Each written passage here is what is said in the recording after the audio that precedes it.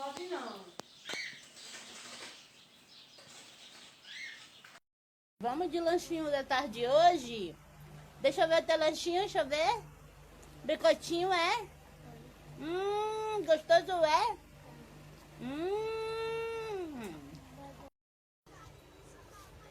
Vamos merendar com a gente? É, meus amores.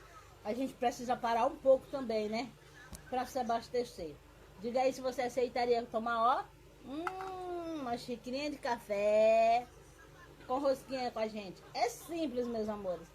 Mas eu tenho certeza que muita gente, assim como eu, gosta desse tipo de comida. Uma delícia. Uma merendinha da tarde. É.